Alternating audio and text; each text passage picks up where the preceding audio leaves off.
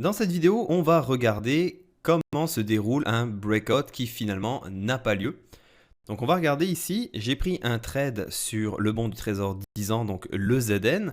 Pourquoi? Parce que je m'attendais à voir un breakout. Donc le contexte du marché, les bons du Trésor sont remontés et trade maintenant sur leur plus haut. Donc on voit le ZN, il est sur son plus haut. C'est la même chose pour le ZF, la même chose pour le ZB. Et on voit au niveau du ultra band ici qu'il reste encore de la place pour lui pour aller atteindre ses plus hauts. On voit aussi que le S&P 500 se met à descendre et que lui est également proche de ses plus bas. Donc cette journée-là, il y avait aussi une corrélation inverse avec le S&P 500. Donc quand le S&P 500 descendait, les bons du Trésor, eux, montaient. Donc comment ça s'est passé? J'ai vu qu'on était sur les plus hauts. J'ai décidé de prendre un trade quand j'ai vu ici. J'ai donc décidé de prendre un trade ici sur 21,025. Pourquoi? Parce que quand j'ai vu l'ordre iceberg ici qui a absorbé 4200 contrats, ça me démontre que les acheteurs sont vraiment puissants et sont prêts à absorber tous les contrats des vendeurs. Donc je suis rentré dans le trade à ce moment-là.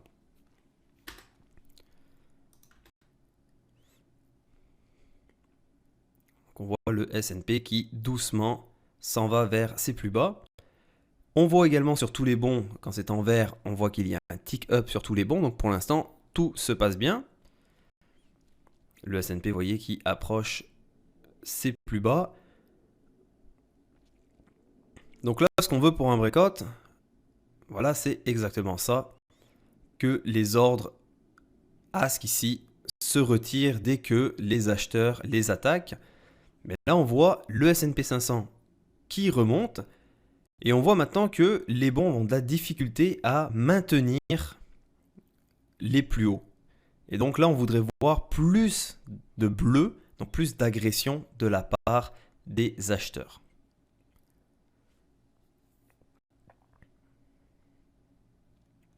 Il y a quand même aussi des blocs trades, donc on voit ici 5000, 4000, 4007, donc ça peut aussi faire peur aux acheteurs. Donc le S&P 500, lui, qui va retenter de casser ses plus bas.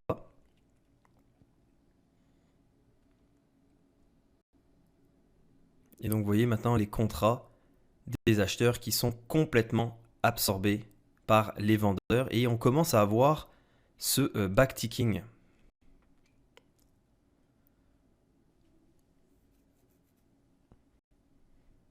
Vous voyez 4000 contrats absorbés, 2300 contrats absorbés ici sur le ZF.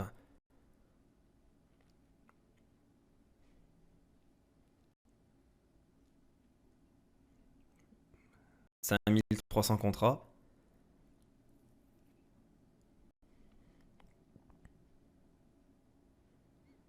Le S&P 500, lui, qui va essayer de casser à nouveau ses plus bas.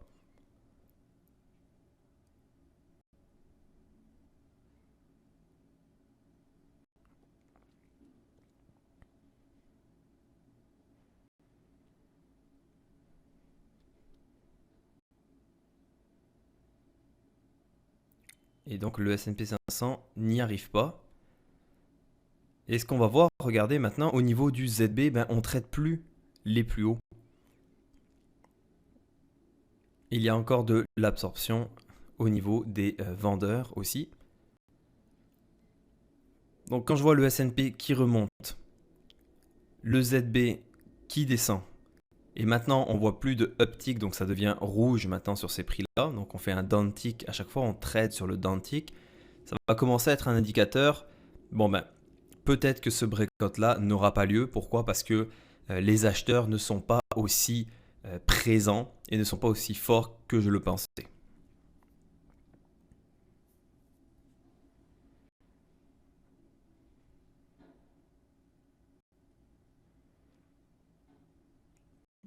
Le S&P qui continue sa remontée.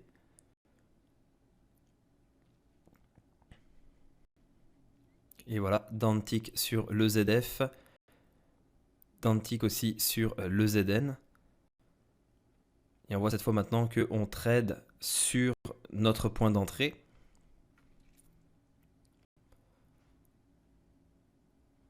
Et vous voyez, 5800 contrats. Et en dessous, on est juste à 570, 1003 maintenant. Donc vous voyez que la force acheteur n'est plus aussi présente que quand on était sur les plus hauts. Le S&P 500 qui rechute. Donc les bons qui vont réessayer de faire un nouveau plus haut, mais on voit qu'il y a beaucoup moins de force que les premières tentatives. Et vous allez voir que dans ce cas-là, à ce moment-là, le marché il va redescendre rapidement. Donc, c'est ce qu'on appelle un échec de breakout. On avait au début tous les paramètres pour un breakout. Donc, on avait les marchés qui étaient sur les plus hauts. On avait les acheteurs qui attaquaient agressivement les vendeurs. On avait les vendeurs qui avaient du mal à contrer cette attaque-là. Une première fois, le breakout n'a pas marché. On est redescendu un petit peu. Deuxième fois, les acheteurs ont essayé à nouveau de rattaquer, mais ils avaient moins de force. Et du coup, les vendeurs, eux, cette fois-ci, avaient beaucoup plus de force pour défendre les plus hauts et se sont mis à attaquer de façon agressive les acheteurs. Et donc, on peut voir maintenant le ZF, lui, qui n'est plus sur ses plus hauts.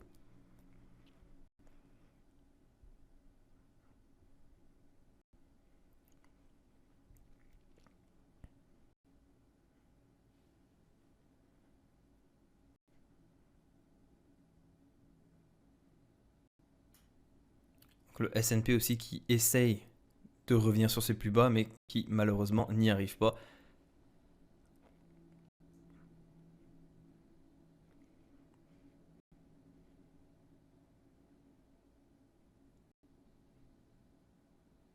Et donc on a le fameux backticking ici sur le ZB. On a un downtick aussi sur le ultraband. Et sur le ZF, on a aussi ce fameux backticking. Donc on s'en rend compte maintenant, vous voyez la puissance de tous les bons ne sont plus haussiers. Et on voit qu'ils ont de la difficulté même à simplement maintenir un niveau de prix et qui baissent comme ça d'un tick tout doucement, qu'ils essayent de rattaquer mais avec beaucoup moins de conviction, beaucoup moins de force. Et donc à chaque fois, ça redescend. Donc ça, maintenant, on est vraiment dans l'optique où je me dis, ok, je me rends compte que le breakout n'aura pas lieu. Donc je vais voir si je sors tout de suite de mon trade ou alors si jamais les acheteurs vont essayer de faire une nouvelle fois une attaque. Mais on voit, regarder le ultra band, lui, qui retourne dans le range du volume profile.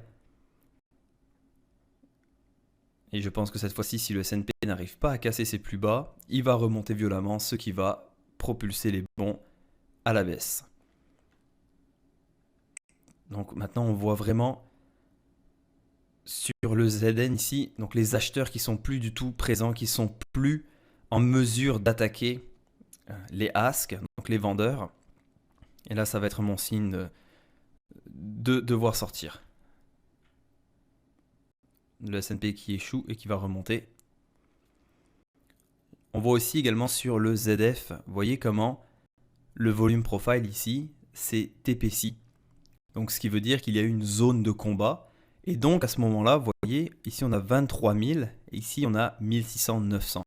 Donc à ce moment-là, cette zone-là devient un point de pression. Donc ce qui veut dire que si le breakout n'a pas lieu, que le marché redescend, ça va être facile pour les vendeurs de ramener le prix sur ces niveaux. Pourquoi? À cause du point de pression qu'on a ici.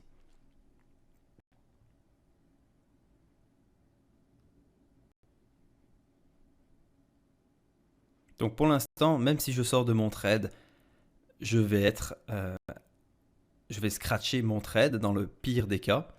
Et si je vois qu'on commence à trader bid un tick en dessous de mon point d'entrée, là à ce moment-là, je vais tout faire pour pouvoir sortir de mon trade rapidement.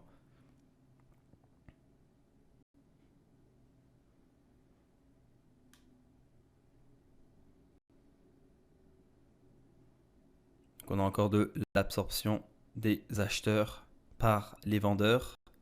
On le voit très bien ici sur le ZF et sur le ZN. Et le S&P 500, lui, qui reprend sa remontée.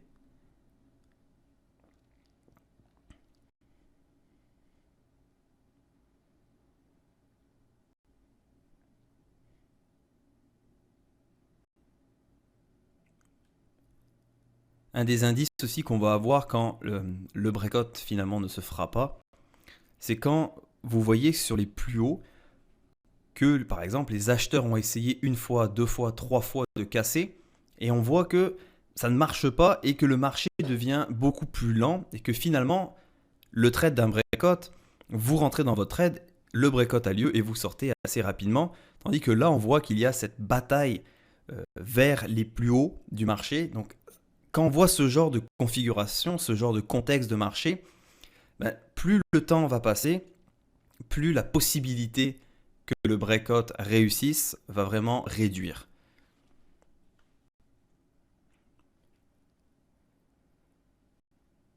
Et donc regardez aussi comment le ZB, lui, est revenu dans son volume profile.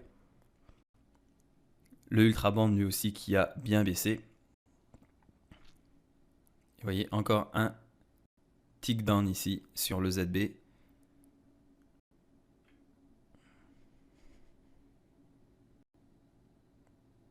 Et le S&P qui continue sa remontée. Donc en ce moment, on a tous les éléments qui nous montrent que le marché ne va pas faire un breakout et qu'il va falloir sortir de notre trade. Regardez, 1400 contrats ici et il y a à peine 16, 40, 80 contrats qui défendent, tick down. À ce moment-là, il faut sortir de son trade absolument. Parce que là, on va être sur le point de pression, par exemple ici sur le ZF. On a encore des tick down. Vous voyez ici le ultra band, comment il redescend. Et donc, je décide de placer mon ordre pour pouvoir scratcher mon trade.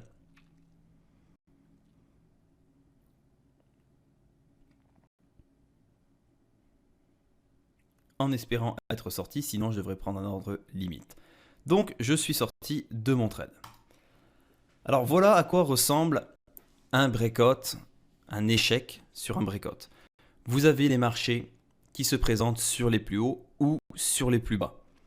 Vous avez le marché qui va essayer de casser et la première fois il ne va pas réussir, il va y avoir un petit retour, le marché revient une seconde fois avec un petit peu moins de force, ça ne marche pas à nouveau, le marché va refaire un retour et la troisième fois ou quatrième fois, quand on s'en rend compte que le marché, vous voyez, à chaque fois qu'il essaye de recasser a moins de force, qu'il y a moins de contrats, qu'il y a moins d'agression, ça va nous démontrer que le breakout ne se fera pas, donc vous devez tout de suite sortir de votre trade. Et si vous aviez l'intention de rentrer dans un trade pour un breakout, ben vous avez tous les éléments qui vont vous dire surtout ne rentre pas. On va regarder un nouvel exemple où est-ce que le breakout n'a pas marché. Cette fois, ça va être sur le ES, donc le S&P 500. Le S&P 500 a fait une belle chute et quand il arrive sur ses plus bas ici, on va s'attendre à un breakout, mais on va voir que finalement, ça ne s'est pas passé et pourquoi. Donc vous allez voir que ça va être beaucoup plus rapide que sur les bons du Trésor, étant donné que le S&P est un marché volatile et un carnet léger. Donc regardez, la chute continue, mais on commence à avoir de l'absorption maintenant sur les plus bas.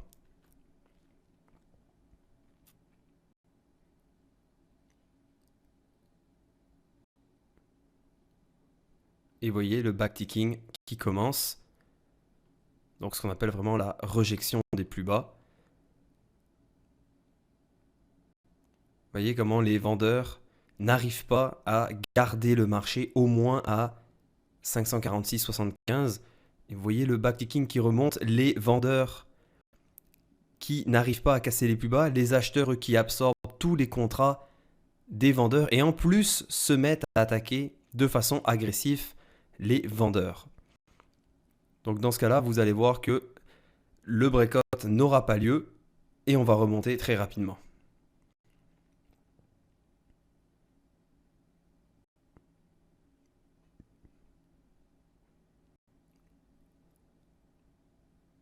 Toujours de l'absorption. Les acheteurs qui continuent également d'attaquer les vendeurs et on voit ce backticking. Regardez comment c'est facile pour les acheteurs de faire remonter le marché de 1-2 ticks très facilement. Et voilà maintenant qu'on s'éloigne des plus bas. Donc quand on voit ce genre d'action, on voit bien que les vendeurs manquent de puissance pour casser les plus bas. Donc en aucun cas, on va essayer de prendre un trade pour essayer d'avoir un breakout. On va attendre une meilleure configuration du marché et un meilleur contexte. Vous voyez que c'est beaucoup plus rapide que l'exemple qu'on a vu précédemment. Donc vraiment, le S&P, lui, il va essayer de casser les plus bas. Si ça ne marche pas, dans les quelques secondes qui suivent, vous allez voir un retour dans le range ici, en haut.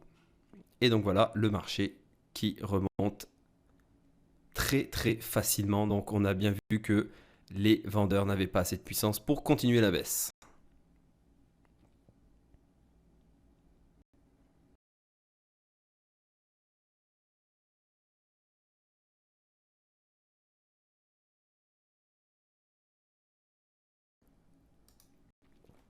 Donc pour résumer, quand il y a un échec d'un breakout, comment ça se passe? Donc les marchés arrivent sur les plus bas. On va revenir dans la vidéo. Voilà. Donc les marchés se retrouvent sur les plus bas. On voit que les vendeurs dans ce cas-là n'ont pas assez de puissance pour pouvoir casser les plus bas. On va voir que les acheteurs se mettent à absorber tous les contrats, donc se mettent à absorber toute l'attaque des vendeurs. Et en plus, les acheteurs vont attaquer de façon agressive les vendeurs. On va commencer à voir du backticking. Et quand on voit que le marché n'ira pas plus loin, et on voit que pour le marché, il est facile de remonter 1-2 ticks, après ça redescend un petit peu, 1-2 ticks, ça remonte, à ce moment-là, on a vraiment la confirmation qu'il n'y aura pas de breakout.